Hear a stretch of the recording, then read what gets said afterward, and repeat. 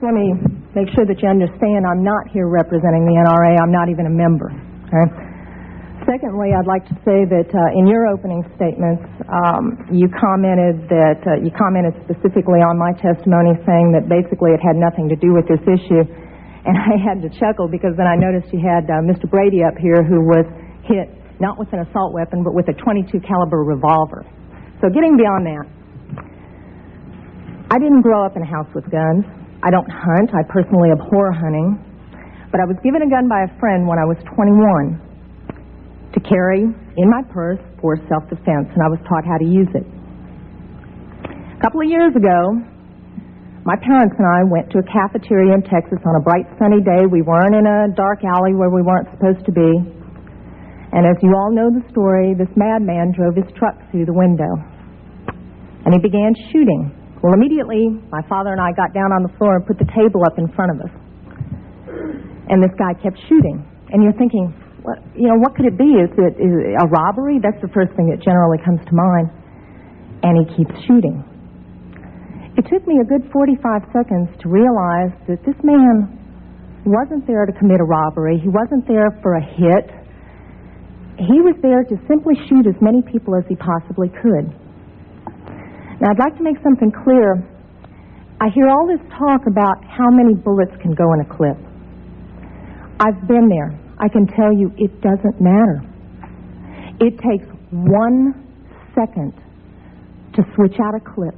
You can have 1 bullet or 100 bullets. It doesn't matter, guys. I've been there. He goes, dump, dump. Just like that. That's not enough time to rush a man. I promise you. When I finally realized what was occurring, I thought, I got him. And I reached for my purse. He was maybe 12 feet away. Is it possible my gun could have jammed? Sure. Is it possible I could have missed? Sure. But I can tell you I've hit much smaller targets at much greater distances. But then I realized that a couple of months earlier I had made the stupidest decision of my life. I took my gun out of my purse and left it in my car. Because as you well know, in the state of Texas, it's sometimes a felony offense to carry a gun in your purse. I can tell you that I'm not mad at the guy that did this. As he continued, it was obvious that he was a madman. My father, at that point, said, I've just got to do something. I've got to do something. He's going to kill everybody in here. And he rushed the man. No way. This guy turned, shot him in the chest. He went down, was obviously mortally wounded. For whatever reason, that made the man change directions and go off to my left. Shortly thereafter, someone at the back of the restaurant broke out a window.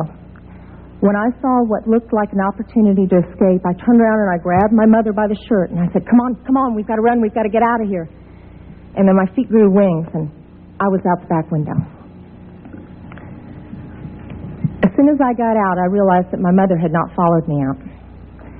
And as I learned from the police officers, she had crawled over to where my father was and cradled him until the guy got back around to her, put the gun to her head. She looked up at him, put her head down, and he pulled the trigger.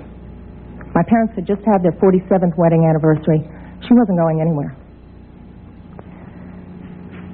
As I mentioned, I'm not really mad at the guy that did this. And I'm certainly not mad at the guns that did this.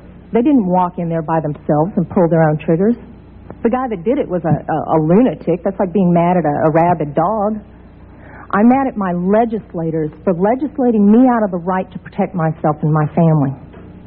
I would much rather be sitting in jail with a felony offense on my head and have my parents alive.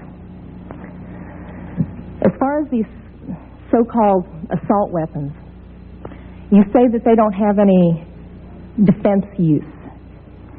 You tell that to the guy that I saw on a videotape of the LA riots, standing up on his rooftop, protecting his property and his life from an entire mob with one of these so-called assault weapons.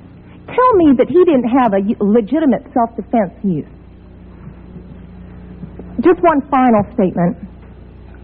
I've been sitting here getting more and more fed up with all of this talk about these pieces of machinery having no legitimate sporting purpose, no legitimate hunting purpose, People, that is not the point of the Second Amendment. The Second Amendment is not about duck hunting. And I know I'm not going to make very many friends saying this, but it's about our right, all of our rights, to be able to protect ourselves from all of you guys up there.